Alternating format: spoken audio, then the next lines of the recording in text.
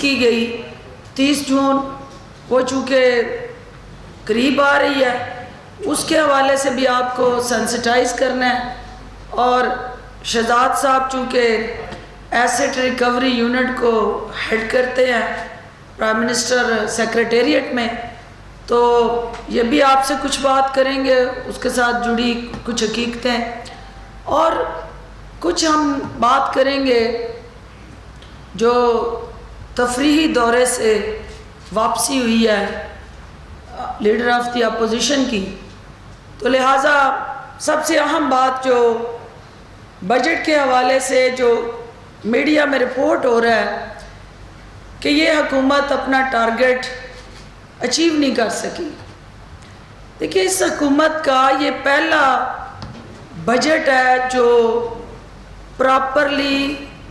Plan کر کے اپنے اکنامک اور فائنینشیل جو ٹیم ہے ان کو انگیج کر کے ملک اور قوم کی ضروریات کو فوکس کر کے، اور وہ تمام جو ترجیحات میں نمبر 1 ترجیح ہے کہ آپ کی ایک سسٹینیبل اکانومی جس کو ایک کنسسٹنٹ انٹائرنگ ایفرٹ سے ریٹین اور سسٹین کیا جائے، اور اس کے جو حد و حال ہیں اوورآل وہ انشاءاللہ کل اکنامک سروے رپورٹ آ رہی ہے، پھر پرسوں بجٹ پیش ہونے جا رہا ہے۔ تو یہ ساری چیزیں الٹیمیٹلی ایک ہی طرف نشاندہی کرتی ہیں کہ وزیر اعظم پاکستان عمران خان جو ہیں انہوں نے 12 دفعہ اس بجٹ کو اینالائز کیا، اسیس کیا، ایویلویٹ کیا، اور اپنی ترجیحات میں نمبر 1 ترجیح جو ہے وہ پاکستان کے پیسے ہوئے طبقے کو، جو ولنریبل گروپ ہے، وہ ہماری کمیونٹی جو نگلیکٹڈ رہی، وہ ڈیزرونگ نان افورڈنگ کلاس، اور وہ غریب لوگ جن پہ ہمیشہ بجٹ کا بوجھ ڈالا جاتا ہے۔ ہماری ترجیح یہ رہی کہ ہم اس کو عوام دوست بجٹ بنائیں، اور ہماری ترجیحات کا جو محور ہو، بینیفیشری جو ہو، وہ عام پاکستانی ہو۔ اس میں پرائم منسٹر آف پاکستان کچھ ترجیحات قوم کے سامنے عنقریب شیئر بھی کریں گے، اور میڈیا کو آن بورڈ لیں گے، کیونکہ یہ بجٹ پاکستان تحریک انصاف کا ایک لانگ ٹرم روڈ میپ اور وے فارورڈ ہوگا، جو اگلے 5 سال کے جو اہداف ہیں ان کو ایڈریس کرے گا، اور جو ہمارا مینیفیسٹو ہے پی ٹی آئی کا، یہ بجٹ اس کی عکاسی کرے گا۔ اور مشکل ترین حالات میں اس اکنامک فرنٹ پہ کوشش یہ ہے کہ آپ کے جو اکنامک چیلنجز کی وجہ سے آسٹریٹ کر کے ہر حکومتی محکمہ، حکومتی ادارہ، منسٹری، ڈویژن، جو غیر ضروری اخراجات ہیں ان میں کٹوتیاں کریں، اور اس میں سب سے پہلے جو ٹرینڈ سیٹ کیا وہ افواج پاکستان نے کیا، اور افواج پاکستان نے اپنے جو ہر سال انکریز ہوتا ہے بجٹری سپورٹ میں، انہوں نے اس کو پچھلے سال پہ فریز کیا، اور یہ طے کیا کہ افسران اور اعلیٰ عہدوں پہ بیٹھے ہمارے وہ تمام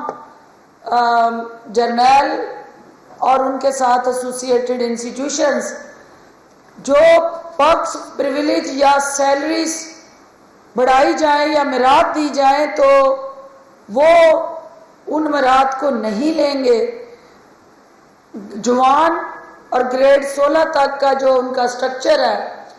ان تک وہ تمام بجٹری مفادات ٹرانسفر ہوں گے، اور ہماری جو نادان اپوزیشن شور مچا رہی ہے کہ ہم کہیں قومی سلامتی کو اس انیشیٹو سے داؤ پہ لگایا ہے، کسی صورت بھی حکومت پاکستان، وزیر اعظم پاکستان اپنی جو ڈیفنس کی قومی ضروریات ہیں ان سے غافل نہیں ہے۔ اور وزیر اعظم پاکستان نے کل کے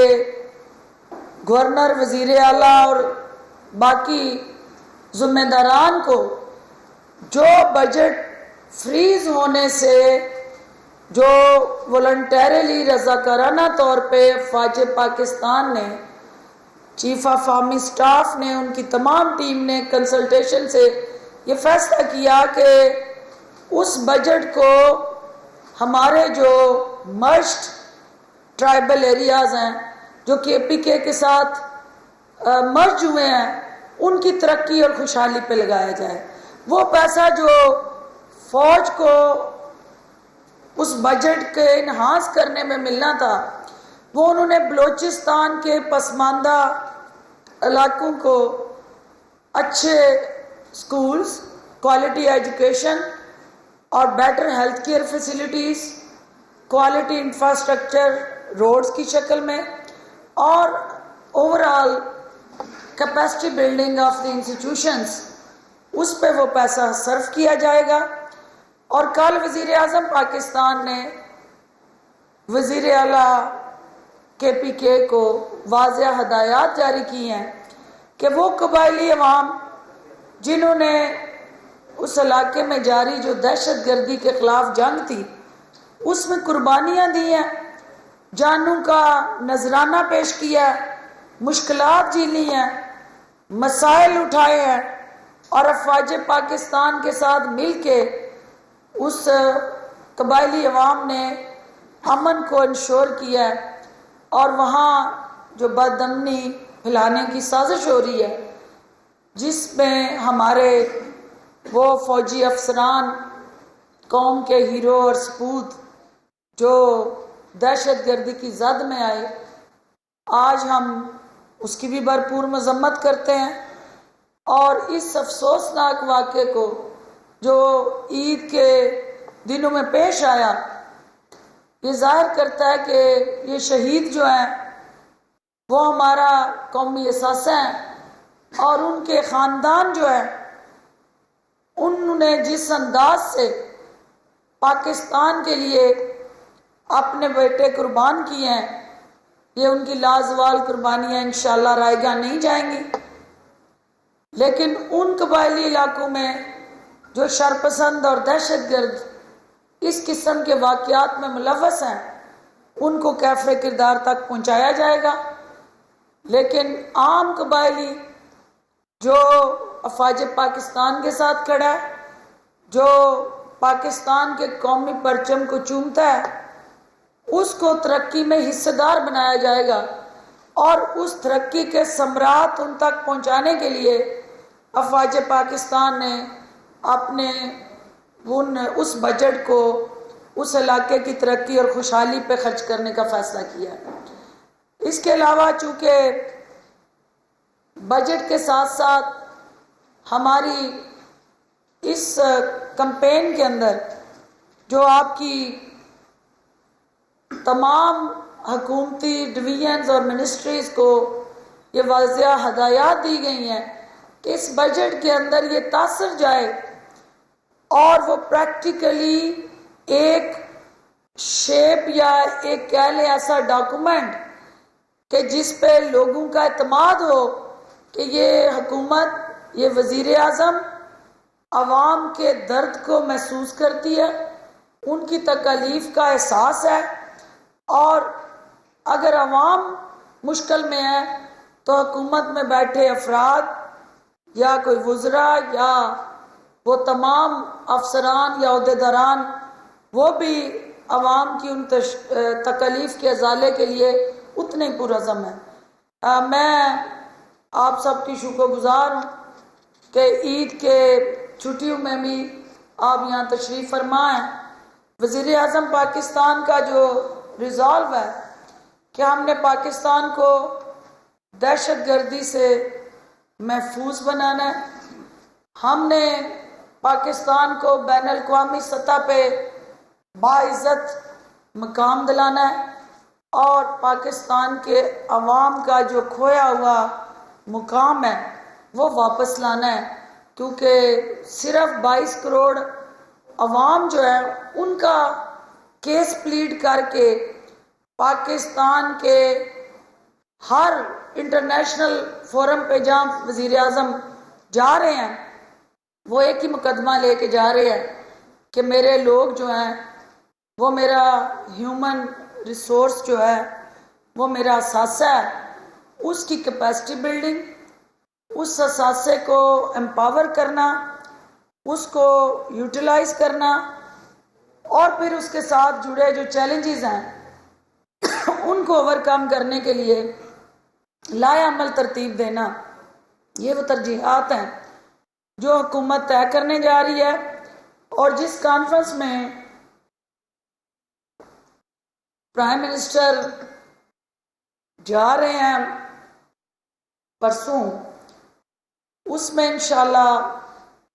پہلی دفعہ آپ دیکھیں گے کہ کچھ چیزیں ایسی ترجیحات ہم طے کریں گے فارن فرنٹ پہ جس میں ریجن کے اندر کچھ ہمارا dynamics of political and foreign front پہ انگیجمنٹ اسٹریٹجی کے چینج ہوں گے. تو let's hope for the best. چونکہ شہزاد اکبر صاحب تشریف لائے ہیں، یہ اپنے ایسٹ ریکوری یونٹ کے حوالے سے جو گورنمنٹ کی بجٹ کے ساتھ جڑی ایک ڈرائیو ہے وہ آپ کے ساتھ شیئر کریں گے، اور پھر بعد میں ہم کچھ پولیٹیکل سوال آپ کے ساتھ اس حوالے سے بات کریں گے. ایک اہم بات، چونکہ ایک پیپر آپ کو بھی سرکولیٹ ہوگا، ایک میرے بھائی ہیں، one of my brother but he is from another مدر، رانا ثناء اللہ صاحب، ان کو میں نے اکثر وہ مجھے یاد کرتے رہتے ہیں، تو بردر فرام another مدر میں نے بھی ان کو یاد کیا ہے، اور وہ باجی کے رشتے کے تقدس سے آگاہ نہیں ہے. وہ باجی کے لفظ کو ان کو پتہ ہی نہیں ہے کہ باجی جس کو کہا جاتا ہے اس کا مقام اور وقار اور عزت اور احترام کیا ہوتا ہے. اور یہ بردر فرام another مدر آپ کو مجبوراً مجھے پابند کرنا پڑ رہا ہے، کیونکہ عدالتی دروازہ کھٹکانا ہر کسی کا حق ہے، اور میں کبھی نہیں چاہتی تھی کہ میں کسی میڈیا کے اندر اپنے کسی چینل کو یا میڈیا مالکان کو اس کے اندر حصے دار بناؤں یا اس نوٹس میں ان کو بھی ایک ون آف دی میں کہوں گی رسپونڈنٹ بناؤں. لیکن مجبوری یہ ہے کہ جس چینل پہ وہ الفاظ چلیں گے، جہاں وہ نیریٹو بلٹ ہوگا، ہماری مجبوری ہے کہ اس کے بغیر وہ نوٹس سرو نہیں ہو سکتا، کیونکہ کہاں چلا، کب چلا، کس نے کہا، وہ چیزیں اس نوٹس کی ریکوائرمنٹ ہے. تو چینلز کو رسپونڈنٹ بنانا اس کا ایک ٹیکنیکل ریکوائرمنٹ ہے، لیکن بیسک یہ ہے کہ ہم سیاستدان ہیں، ہمیں ایک دوسرے کے نظریے سے اختلاف ہو سکتا ہے، اور ایک دوسرے کے نظریے سے ایگری کرنا، ڈس ایگری کرنا، یہ جمہوری حق ہے. لیکن ذاتیات پہ جا کے جب آپ اس قسم کے بیہودہ الزامات لگائیں گے تو پھر اس حوالے سے قانونی چارہ جوئی کرنا اور اپنے لیے ریلیف تلاش کرنا وہ ہر کسی کا حق ہے. تو اس حق کو میں نے ڈاکومنٹڈ فارم میں آپ کے ساتھ شیئر کیا، جو آپ کو وہ نوٹس ہم نے جو ان کو سرو کیا، کیونکہ وہ بار بار کہتے تھے کہ مجھے آیا نہیں نوٹس، تو بڑے بے چین تھے. تو میں نے کہا کہ ڈاکٹر کا کام ہی ہر مریض کو آرام دینا ہے اور تکلیف سے نجات دلانا ہے، تو اگر وہ اس نوٹس سے ان کو سکون ملتا ہے تو ان تک یہ پہنچنا چاہیے، اور توقع کرتی ہوں کہ وہ پرسکون ہوئے ہوں گے. اور اگر مزید 15 دن میں بیماری میں افاقہ نہ ہوا تو پھر آپ کو پتہ ہے کہ پہلے ڈاکٹر کا کام ہے گولی دینا، آرام نہ آئے تو پھر ٹیکہ لگانا، ٹیکے سے آرام نہ آئے تو آخر میں آپریشن جو آخری آپشن ہوتا ہے. تو میں توقع کرتی ہوں کہ ایک پوڑی سے ہی آرام آ جائے گا، ہمیں اگلے کسی میڈیکل انیشیٹو کی ضرورت نہیں پڑے گی. تو شہزاد اکبر صاحب سے التماس کرتی ہوں کہ وہ اپنے انیشیٹوز آپ سے شیئر کریں. جی شکریہ. السلام علیکم اور آپ سب کو گزشتہ عید مبارک. میرا خیال ہے آج کا مقصد ایک یہ بھی تھا کہ آپ کو جو عید کی ایک ہفتے کی لمبی چھٹیاں تھیں ان سے واپس reality back to politics in life لے کے آئے. مختصر سی بات عرض کرنی تھی ایسٹ ریکوری یونٹ سے متعلق، اور جو احتساب کا عمل ملک میں جاری ہے اس کے اوپر کچھ گزارشات، اسپیشلی بجٹ کے حوالے سے جو بجٹ پیش بھی کیا جائے گا پرسوں. جیسے محترمہ ڈاکٹر فردوس عاشق عثمان صاحب فرما رہی تھی کہ یہ پاکستان تحریک انصاف کا باضابطہ طور پہ پہلا بجٹ ہوگا جس کے اندر پورا ایک روڈ میپ بھی پیش کیا جائے گا اور اکانومی کی ایک ڈائریکشن بھی سیٹ کی جائے گی. اور جیسا آپ جانتے ہیں ہم آئی ایم ایف پروگرام میں بھی شاید جا رہے ہیں. اس کے پس منظر میں اور اکاؤنٹیبلٹی کی ڈرائیو میں پاکستان کی گرے اکانومی کسی سے ڈکی چھپی نہیں ہے. او ای سی ڈی معاہدوں اور different bilateral M O Us کی نتیجے میں جو ہمیں تقریباً 26 ممالک سے ڈیٹا رسیو ہوا، جو پہلے بھی میں آپ سے عرض کر چکا ہوں تقریباً 1.5 لاکھ سے زیادہ اکاؤنٹس اور ایسٹس کا ڈیٹا ہے جو ان 26 ممالک سے آیا، جس میں سے اس کے ساتھ ان ایڈیشن ٹو دس ہزاروں پراپرٹیز 10 سے 12 ہزار پراپرٹیز سیپریٹ ان ڈیٹا سے ہٹ کے ڈفرینٹ سورسز سے جو ایسٹ ریکوری یونٹ اور پھر ایسٹ ریکوری یونٹ جیسے آگے اس کو ڈسمنیٹ کرتا ہے ریلیونٹ انسٹیٹیوشنز ڈپارٹمنٹس کو، چاہے وہ ایف ڈی آر ہو، ایف آئی اے ہو، نیب ہو. اور ریسنٹلی ابھی میں بلکہ آپ کو یہ بھی اطلاع دیتا چلوں کہ ابھی پچھلے ہفتے پاکستان نے ایک اور ایم او یو سائن کیا ہے برطانیہ کے ساتھ، جو پاکستان کے financial monitoring unit F M U اور برطانیہ کے F I U financial intelligence unit ان کے مابین ہوا ہے، جس کے تحت بائی لیٹرل دونوں ممالک میں ہمارے جو سٹیزنز ہیں ان کی بینکنگ انفارمیشن جہاں پہ بھی منی لانڈرنگ کا شائبہ ہوگا وہ آٹومیٹکلی ایکسچینج ہوگی. اور اس کے ساتھ ساتھ ہمارے لا انفورسمنٹ ادارے اور برطانیہ کے لا انفورسمنٹ ادارے اس چینل کے تھرو بینکنگ انفارمیشن لے سکیں گے. یہ in addition to international mutual legal assistance کی جو ریکویسٹ ہوتی ہے، جو ماضی میں ایک ٹریڈیشنل طریقہ تھا کچھ انفارمیشن لینے کا، اس سے ایک ہٹ کے ایک فیسلٹی ہے جس سے تحقیقاتی اداروں کو بہت زیادہ سہولت ہوگی، اسپیشلی فائنینشیل کرائمز کو انرتھ کرنے میں. تو یہ بھی ایک کافی بڑی میں سمجھتا ہوں اچیومنٹ ہے. اور یہ ہمارا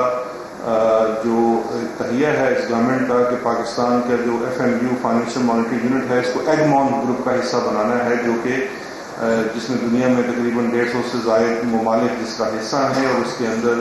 جو banking information specially money laundering سے ریلیٹڈ ہے اس کی ترسیل ان اداروں کے مابین آزادی سے ہوتی ہے. اب اس بیک گراؤنڈ میں جب ہمارے پاس جتنے ایسٹس کی ڈیٹیلز آئی اور اس کے اوپر ان لوگوں کو ٹریس کر کے نوٹسز بھی سرو ہونے شروع ہو گئے اور ریکوری کا سلسلہ بھی شروع ہوا، تو ہماری بزنس احتساب کے عمل میں آپ دیکھیں گے کہ ان لافل ایسٹس ابراڈ ہیں اس کی 2 کیٹیگریز کی جا سکتی ہیں. ایک تو ہیں پبلک آفس ہولڈرز اور دوسرے بزنس کمیونٹی کے لوگ بھی ہو سکتے ہیں. تو بزنس کمیونٹی کی طرف سے بہت زیادہ یہ ایک ڈیمانڈ تھی کہ ایک موقع دیا جائے، ایک فیسلٹی پرووائڈ کی جائے کہ وہ اپنے اکاؤنٹس کو، اپنے ایسٹس کو جو پاکستان سے باہر ہیں اس کو ریگولرائز کر سکیں. اس کے ساتھ ساتھ ابھی بہت زیادہ ماضی میں تو نہیں ایک بے نامی لا پاس ہوا تھا لیکن اس کے رولز کبھی نہیں بنے تھے. تو ابھی 2019 میں اس کے رولز بھی بنائے گئے جس کے تحت اب ایف بی آر جتنے بے نامی اثاثے ہیں ان کو ضبط کر سکتی ہے، اور جو بے نامی ہوگا اس کو 7 سال کی قید بھی ہو سکتی ہے. تو اس سخت قانون کے نافذ العمل ہو جانے کے بعد بڑا ایک احسن قدم ہے، کلیکٹیو وزڈم ہے، کیبنٹ سے اپروو ہوا ہے ایسٹ ڈکلیریشن جو اسکیم ہے جسے عام فہم زبان میں ایمنیسٹی بھی کہا جاتا ہے شاید، تو اس کا لانچ کیا گیا، جس کی وجہ سے اب ایسٹ ریکوری یونٹ جو 30 جون تک ہم لوگوں کو پورا موقع فراہم کر رہے ہیں کہ وہ اس اسکیم کا فائدہ اٹھاتے ہوئے اپنے انڈکلیئرڈ ایسٹس، چاہے وہ پاکستان میں ہیں یا پاکستان سے باہر ہیں، چاہے وہ بینک اکاؤنٹس کی صورت میں ہیں، پراپرٹیز کی صورت میں ہیں، کوئی آپ کے ٹرسٹ ہیں، سرٹیفکیٹس ہیں، سیونگز ہیں، اگر آپ نے ڈکلیئر نہیں کی ہوئی تو پاکستان کے قانون کے تحت آپ پہ ڈکلیئر کرنا لازم ہے، چاہے آپ پبلک آفس ہولڈر ہیں یا عام شہری ہیں۔ اگر آپ ڈکلیئر نہیں کریں گے تو ہمارے پاس نہ صرف اب تمام آٹومیٹکلی ان اثاثوں کی تفصیل آ جاتی ہے پاکستان کے پاس، بلکہ اس سال سپٹمبر اور اکتوبر میں جو 26 ممالک سے شاید ہم 50 سے اوپر چلے جائیں گے، 25-26 ممالک کا فردر ڈیٹا ہمیں OECD جو معاہدہ اس کے تحت آ جائے گا۔ تو اس سارے نتیجے میں بڑا مشکل ہو جائے گا آپ کے پاس اگر کوئی اثاثہ ہے اس کو چھپا کے رکھنا اور ڈکلیئر نہ کرنا۔ تو اس لیے یہ ایک گولڈن اپرچونٹی ہے 30 جون تک کہ آپ ان اثاثوں کو ڈکلیئر کر دیں، اور اس کے جو ٹیکس ریٹ ہے وہ بھی کافی کم ہے، تو ریگولرائز ہو جائے گا اور آپ کا جو اثاثہ ہے وہ اکانومی کا حصہ بھی بن سکے گا۔ 30 جون کے بعد یہ ڈیٹ ایکسٹینڈ نہیں ہو سکے گی، اور اس کی میں آپ کو ایک پریکٹیکل ٹیکنیکل ریزنز بتا دیتا ہوں کہ اگر ہم IMF معاہدے میں چلے جاتے ہیں تو وہ اس معاہدے کے تحت شاید ہم یہ اسکیم نہ فردر لا سکیں فیوچر میں بھی۔ تو اس لیے یہ ایک قطعی آخری موقع ہے کہ اس کا فائدہ اٹھانا بڑا ضروری ہے۔ جہاں تک باقی چیزوں کا سلسلہ ہے، اس اسکیم کے تحت پبلک آفس ہولڈر اس سے فائدہ نہیں اٹھا سکتے، یعنی کہ وہ لوگ جو کسی بھی پبلک آفس میں رہے ہیں یا ابھی رہیں 1985 سے بعد سے، وہ اس اسکیم سے فائدہ نہیں اٹھا سکتے۔ تو اس لیے انہیں تو اپنے احتسابی کیسز کا سامنا کرنا پڑے گا اور جواب دینا پڑے گا کہ اگر ان کے پاس اثاثے ہیں یا ان کے اوپر دیگر کوئی کرپشن کے کیسز ہیں تو اس کا کرنا پڑے گا۔ یہ کبھی صاحب آج تشریف لائے ہیں واپس، ان کو ہمارے ملک کے اقتصادی ادارے بڑے عرصے سے ان کے انتظار میں تھے، اور بلکہ بڑا اچھا ہوتا کہ ساتھ وہ اپنے صاحبزادے اور داماد کو بھی لے آتے، کیونکہ ان کے جو صاحبزادے لندن میں بیٹھے ہوئے ہیں، جن کا آپ نے کچھ عرصے پہلے ایک انٹرویو بھی دیکھا تھا، انہوں نے کہا میں منظور کو نہیں جانتا، اور پھر اگلے دن منظور پاپڑ والے کے دستخط اور ان کے دستخط کے چیک سویپ نکل آئے سامنے آگے، منظر پہ آگے۔ تو ابھی تو وہ خیر تشریف لے آئے ہیں، لیکن ان کو ان چیزوں کا بھی جواب دینا ہوگا جب وہ اپنے بجٹ کے سیشن سے فارغ ہو جائیں۔ تو میری تو خواہش ہوگی کہ وہ شاید اس چیز کا جواب بھی دے دیں کہ باقی تو ہر چیز کا ان کو علم ہوتا ہے، لیکن کیا اس چیز کا علم انہیں ہے کہ ان کے صاحبزادے سلمان شہباز کے اثاثے 8500 ٹائمز 8500 ٹائمز بڑھے جب وہ چیف منسٹر تھے پنجاب کے 10 سال۔ تو اس کے اوپر بھی، اور چونکہ یہ چیزیں تو اب میڈیا میں بھی آ گئی ہیں اور شاید نیب کے سوال ناموں میں بھی ان کی سرخ ہو گئی ہیں، تو کیا اس کا کوئی جواب انہوں نے لندن میں اپنے اس دورے کے دوران اپنے صاحبزادے سے لیا؟ کیا انہوں نے صاحبزادے سے پوچھا کہ منظور پاپڑ والا کون ہے، محبوب علی کون ہے، غلام رسول کون ہے، قدیر احمد کون ہے؟ یہ سب لوگ کون ہیں جو انہیں لاکھوں ڈالر ٹی ٹی کی صورت میں بھجواتے رہے؟ تو بڑا مناسب ہوگا اگر شہباز شریف صاحب ہی اس سوال کے جواب دے دیں، کیونکہ ایک صاحبزادے جنہیں یہ چیزیں وصول ہوتی رہی ہیں اور تقریباً 1.3 ارب ڈالر تو ڈائریکٹلی ان کے اکاؤنٹ میں وصول ہوئے ہیں، وہ 1.3 ارب روپے ڈالرز میں کام ہے، 1.3 ارب روپے جنہیں وصول ہوئے ہیں، وہ تو اس جواب کو دینے سے قاصر ہیں اور کسی بھی سوال نامے کا جواب نہیں دیتے اور لندن میں بیٹھے بڑی عیش کی زندگی گزار رہے ہیں۔ اسی طرح ان کے داماد بھی ہیں علی عمران، وہ بھی مفرور ہیں، ان کے اوپر مختلف کرپشن کے کیسز کے علاوہ ٹی ٹی والے معاملات بھی ہیں کہ ان کے اکاؤنٹس کے اندر بھی اس طرح کی ٹی ٹیز جو کہ جعلی ناموں سے اور جعلی اکاؤنٹ سے آتی رہی ہیں، تو شاید وہ لندن سے اس کا جواب بھی لے کے آئے ہوں۔ تو میرا خیال ہے پوری قوم منتظر ہے کہ اس کے اوپر بھی وہ کوئی روشنی فرمائے۔ میرا حال سوال لے لیں جی۔ میڈم، جس طرح آپ نے اپنے نظر مدد سے کو خطاب دیا اس کو اور ساتھ نوٹس سرو کیا، اس کو گولی سمجھا جائے یا ٹیکا سمجھا جائے، کیونکہ آپریشن اس کے بعد ہے۔ نمبر 1، سر آپ نے جو اب تک کام کیا ہے ایسیٹس کے پوائنٹ آف ویو سے، अभी तक कितने लोग ऐसे हैं, आपके पास भी डाटा होगा, जो आपने भी उनको असेस किया था और वो लोग नेट के अंदर आ रहे हैं, और क्या आप सेटिस्फाइड हैं जो अब तक की कारकर्दगी है? क्योंकि इससे पहले मुराद से लेके आप हर लीडर ने यही कहा कि इतने अरब बाहर पड़े हैं वो हम वापस लेके आएंगे, इकॉनमी को बेहतर करेंगे। तो क्या आप समझते हैं कि वो आपका टारगेट अब तक पूरा हुआ है? Are you satisfied? देखिए, पहला जो आपने ब्रदर फ्रॉम अनदर मदर का जिक्र किया, तो ये सियासत के अंदर हम सियासी खिलाड़ी हैं और हमारी पंजा आजमाई हमारे अपने हलकों में होती है। उस जंग को हम अदालतों में नहीं लेके जाना चाहते, लेकिन एक खातून होते हुए बार बार जब वो उन नाम्स को भूल जाएंगे, सोशो कल्चरल रिलीजियस नाम्स को, तो फिर मैं अपने लिए नहीं, इस कौम की 52% जो ख़वातीन की आबादी है उनके वक़ार, तक़द्दुस और तहफ़्फ़ुज़ के लिए फिर मुझे उठना है, एक सियासतदान के तौर पे नहीं और एक कौम की बेटी के तौर पे उन सब का भी मुकदमा लड़ना है, ताकि मुआशरे के अंदर कुछ नाम सेट हो जाएं कि हमने ख़वातीन के हवाले से हमारे रवैये क्या होने चाहिए और हमारा ओवरऑल अमल क्या होना चाहिए। तो ये टीका आपको पता दर्द के आराम के लिए होता है,